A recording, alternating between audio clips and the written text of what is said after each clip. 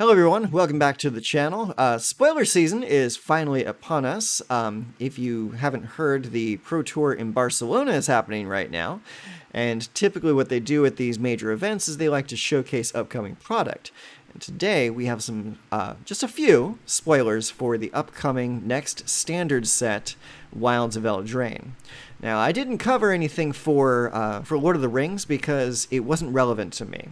It was not a standard legal set, so I didn't really care too much about it. I didn't buy into the product at all. I think the only thing I did was I bought the Mastery Pass just because I wanted the cosmetics, but that's pretty much it. This time around, I'm saving up all of my currency to buy heavily into this new set because I didn't play during the original Eldraine set, so I missed out on a lot of stuff, and a lot of these faces are new to me, including this Ashiok character. I've played a little bit of Explorer, so I have come across Ashiok in the past. He seems to be very mill themed, at least. So he's kind of right up my alley. He's in my colors, blue and black. He mills. He's kind of like a nightmare to fight against. So all good things for me. So I'm looking forward to seeing what he's all about and playing with him when Eldraine comes out in September. So let's go ahead and take a look at the new cards that just got revealed from the Barcelona stage today and see what we have. So first up, we have this card right here. It's called Moonshaker Cavalry. Let's see if we can get a closer look at that. So when Moonshaker Cavalry, it says he's a 5 colorless and 3 white mana creature. He's a 6/6 with flying, so he's going to require a lot of mana to play. He's most likely going to be a character that you play as like your Hail Mary attack end of the game, because he doesn't like have Convoke. He doesn't have any like real easy ways to get this character out. You might end up actually bringing this character in through reanimation because the mana cost is so intense. But this guy has an absolutely game-ending ability, though. It's when Moonshaker Cavalry enters the battlefield, creatures you control gain flying and get +X/+X until end of turn, where X is the number of creatures you control.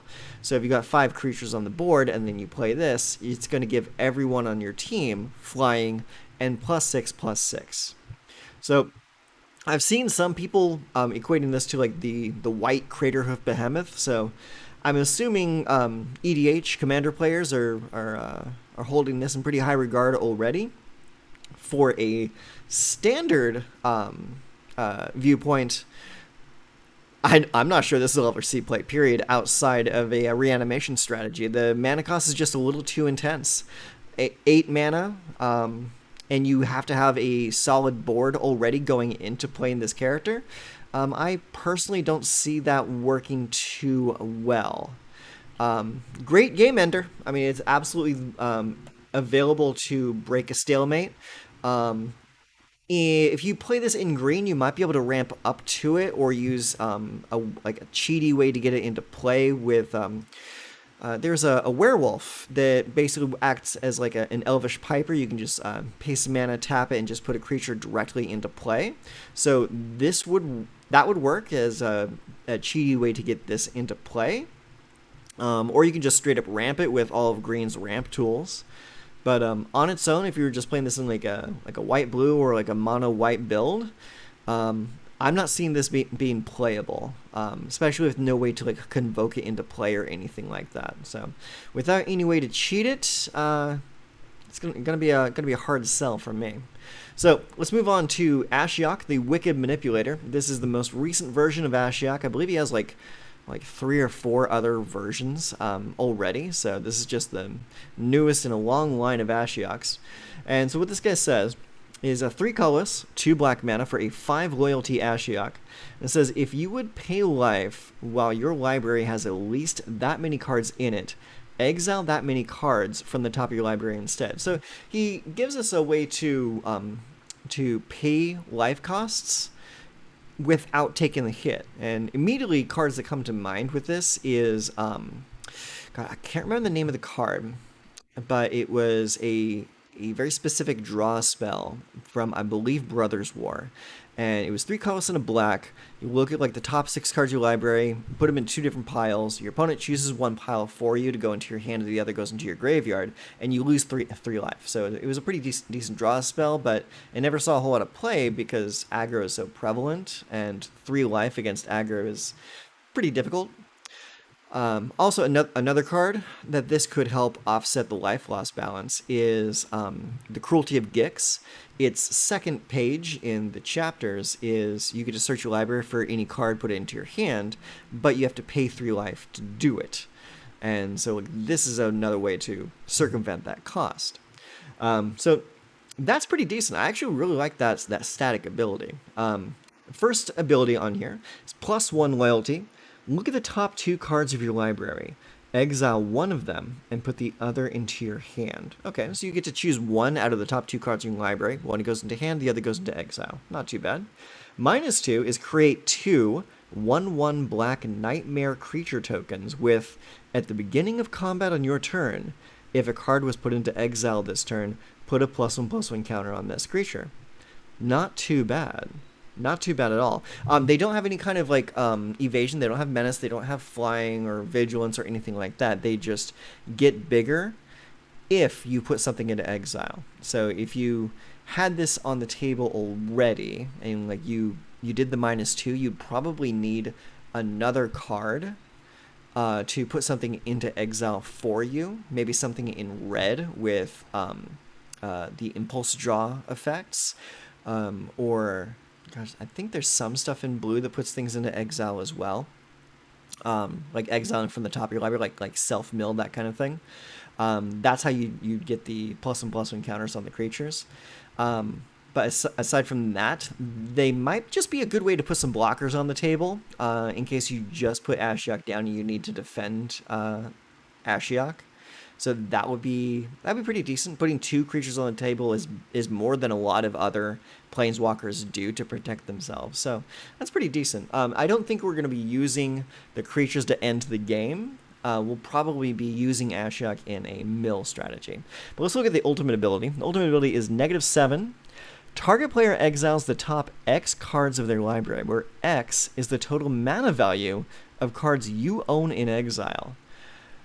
That's strong. That's really strong. Because, like, here's where my brain goes to immediately. Is my brain goes to black-blue, it goes to Jace the Perfected Mind, it goes to Mill, it goes to Hidetsugu and Kairi, with them exiling, say, for example, Breach the Multiverse. That's 7 mana right there.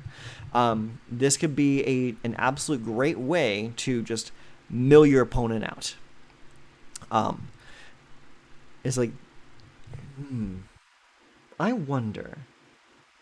I believe Jace the Perfected Mind also does exile. Let me take a quick look real quick. Let's see here. X is exile. Oh no, it is mill. It is definitely mill. So yeah, everything he does, he does mill.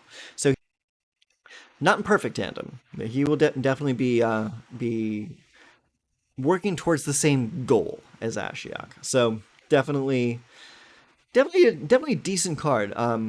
Another thing to note though is Mark Rosewater, one of the design leads for the game, period, has stated that he wants to move forward with Planeswalkers being only a single Planeswalker per set going forward. I don't know how long that's going to last, but if that's the case, then that means Ashiok is going to be our only Planeswalker for this set. And honestly, I think that's kind of good. Changing like the power curve away from planeswalkers and putting them more onto creatures and spells, I think is a good way to go. Because for a very long time, the bulk of the power has been placed on the planeswalkers themselves. And I can't really say I've been a huge fan of that. And also, it's kind of like a flavor win as well, because with Martial Machine's Aftermath, the desparking of several planeswalkers, that kind of like leads into fewer planeswalkers being in the multiverse. So that could be very, very good. At least to me. I think it's a good move. So let's move on. We move on to Talion, the Kindly Lord. He is a Dimir creature, legendary, fairy noble. He is a 3/4 for 2 colorless, a black, and a blue. He has flying, and as Talion, the Kindly Lord, enters the battlefield, choose a number between 1 and 10. Whenever an opponent casts a spell with mana value, power, or toughness equal to the chosen number, that player loses 2 life, and you draw a card. This is a very interesting card. Another one that I think Commander players will definitely enjoy because I don't know if like you've been watching Commander content at all or anything like that, but you notice that there are certain staples in every Commander deck that everyone seems to be playing. So for me at least, I think the number 2 or the number 3 is going to be like the most chosen number for Talion. As for myself, I'd probably end up choosing 2 the most if I ever played this character in Standard. I don't know if I ever would though. I mean, it seems a little too variance heavy to be like a good like stable creature. But honestly, for 3/4 for 4 mana, there's better stuff. Currently, there's better stuff in standard if you're playing in black. If you're paying 4 mana, you're probably either going to be playing, what's your name? Sheldred, or you're going to be playing Archfiend of the Dross. Those are much better 4 mana drops for you, and don't require you to dip into blue to cast it. But I can definitely see this being a good one of in Commander or Brawl decks. So definitely be on the lookout for this one. Yeah, I think it will. I hope this card surprises me. Prove me wrong, Talion. Moving on, we go on to the Cruel Somniphage. For 2 mana, it is a star. Cruel Somniphage's power and toughness are each equal to the number of creature cards in all graveyards. Not just your graveyards, all graveyards. So that is it's a Tarmogoyf in black. It's not too bad. It has the Nightmare creature tag. I don't know how relevant that's going to be. It has the ability on it called Can't Wake Up. It is a sorcery adventure. Now, this is a callback to a previous mechanic from the original Eldraine set. And what this card says, it says target player mills 4 cards. So for 1 and a blue, you exile this card from your hand, you make opponent mill 4 cards, and then on the following turn, you cast it for its normal casting cost to bring a creature into play that will hopefully be at least a 2 or 3 based off of how many cards are in all graveyards. You're probably not going to be playing this like right off the bat, though. You kind of want to play this a little bit later, so you got a nice big beefy boy for only 2 mana. Say like around like turn 5 or 6, maybe. Well, definitely is castable earlier if you're in a pinch and you just need a blocker real quick. So yeah, not too bad. Thing to bear in mind with this card is that it does not have any form of evasion, so you're going to need to play this in a removal heavy deck. Play a lot of spot removal with this so you can actually connect with your opponent's face or with opposing battles or planeswalkers. There's a lot of things to attack nowadays.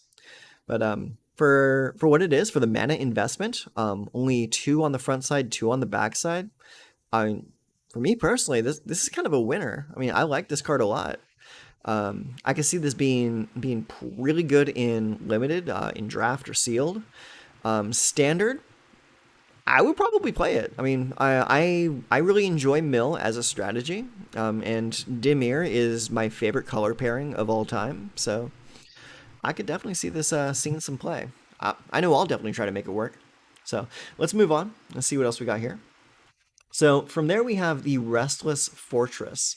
So this is a land. It comes into play tapped. It gives you Orzhov colors. That's white or black. And it has the ability of pay 2, a white and a black. Restless Fortress becomes a 1/4 white and black nightmare creature until end of turn. Again, that's that nightmare tag. So that's the second time we've seen this so far. Black Nightmare creature until end of turn, it is still land. Whenever Restless Fortress attacks, defending player loses 2 life and you gain 2 life. So that's regardless of if this gets blocked or not. Your opponent will be losing 2 life and you will be gaining 2 life when this swings. So I can see this being a pretty good manland in Esper or Orzhov control lists. Just giving yourself a way to apply a little bit of pressure and gain some life when your opponent isn't really doing a whole lot. Because in these control lists, like you end up sweeping the board so many times and putting your opponent on the back foot, that they tend to not do a whole lot during those turns where they're being like just swept over and over and over, or getting their spells countered over and over. So like a good way to apply some pressure in like turns like 5 or 6 or turn 7, it's not too bad.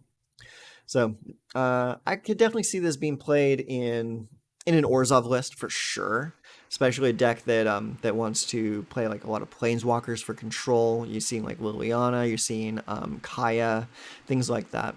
So yeah, I like it. I'll definitely be trying that one out. Next up, we have the Tough Cookie. Flavor-wise, probably my favorite card that I've seen revealed so far. This is an uncommon. It's a 2/2 for a colorless and a green, and it is food. It is a food golem. When Tough Cookie enters the battlefield, create a food token. Food token is an artifact with 2 colorless tap.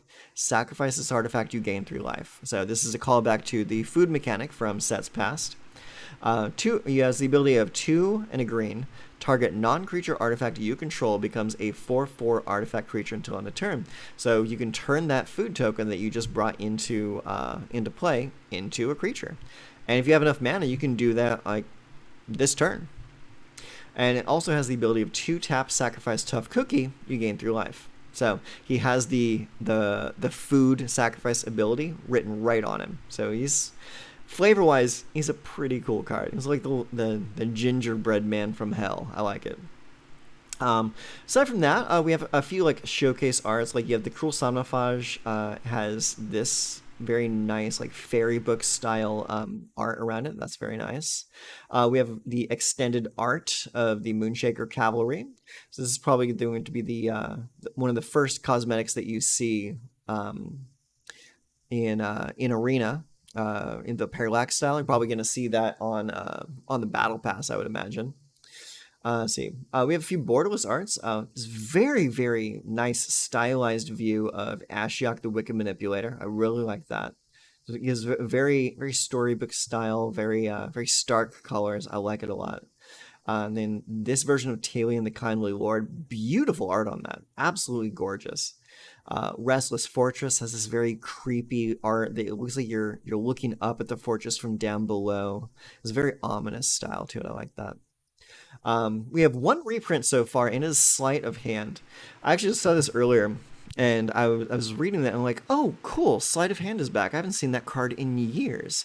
And then I read the card, and I'm like, wow, this card got power crept really, really hard. Because like, let's read this for a second. So for 1 blue, sorcery.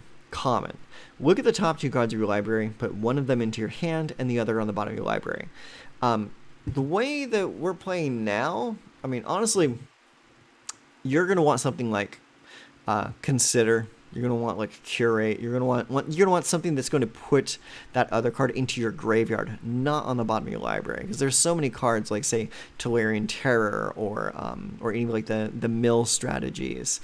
What is it? Haughty Jin, or any of those other cards that want key cards in your graveyard is just so much better than Sleight of Hand. I mean, because like I would much rather see a card in my graveyard than on the bottom of my library, because I like to play in the graveyard a lot with my decks. So yeah, Sleight of Hand. I'm glad to see it back. Not going to be playing it though. I really don't think I'll be playing this card. Pretty cool, though. Pretty cool. And we have the forest here. These are their full art lands. So you got the forest here. It kind of looks like you're going through like a forested tunnel towards like a great tree at the end. It's very nice. The island is beautiful. I love the island. It looks very, very stylized, very nice. Mountain's okay.